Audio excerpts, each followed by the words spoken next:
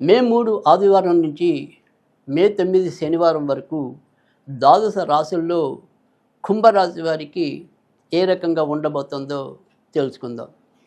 కుంభరాశి వారికి గత 2 నెలలతో పోలిస్తే ఈ వారం ఎంతో కొంత ఉపశమనం ఇటు శారీరకంగా, ఆర్థికంగా, మానసికంగా ఎంతో కొంత ఊరట లభించడం అనేది అయితే కనుక ఈ వారం ఉంటుంది.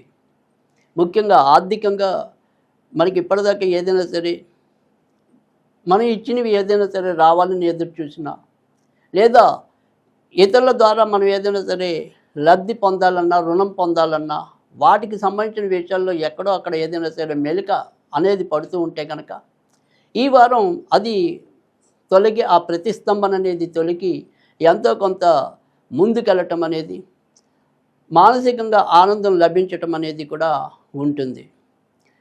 ఏలినాటి శని ప్రభావం వల్ల కార్యాలు అవటంలో ఎంతో కొంత ఆలస్యం ఉన్నప్పటికీ కూడా ఖచ్చితంగా చివరికి వచ్చేప్పటికీ మీకు అనుకూలకంగానే పరిణామాలు చోటు చేసుకోవటం అనేది అయితే కనుక ఉంటుంది. అది మీకు ఊరటగా నిలుస్తుంది.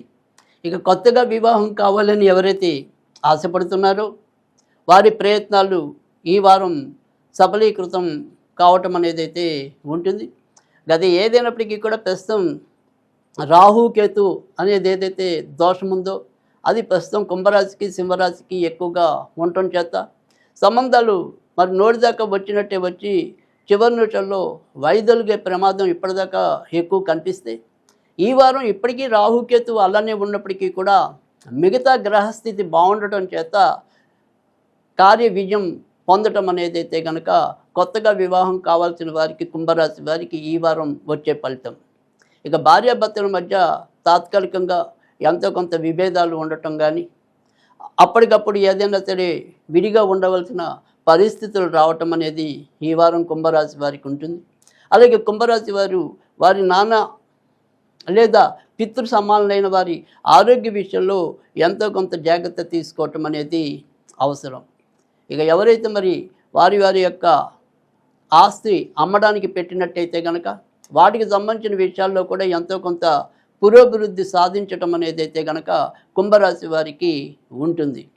ఇక కుంభరాశి వాళ్ళు ఎవరైతే ఇప్పటికీ మరి విదేశాల్లో ఉండి వారేదైనా సరే కొత్తగా అక్కడ పొందాలి అనేది, లేదా వారి యొక్క ప్రయత్నాల్లో ముందుకెళ్ళాలనేది ఆశ అనేది ఎవరికైతే ఉందో ఆ ఆశ నిరాశ పడకుండా ఎంతో కొంత విజయం దాల్చే అవకాశాలు అయితే కనుక ఈ వారం కుంభరాశి వారికి ఎక్కువగానే కనిపిస్తున్నాయి.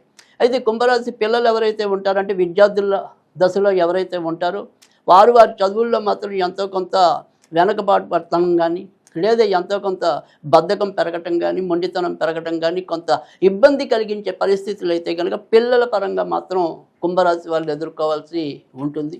మొత్తం మీద కుంభరాశి వారు అయితే కనుక ఈ వారం మున్నంతులు మరింత మంచి పొందడం కోసం దుర్గాదేవికి సంబంధించిన పూజలు చేసుకోవటం ఉత్తమం.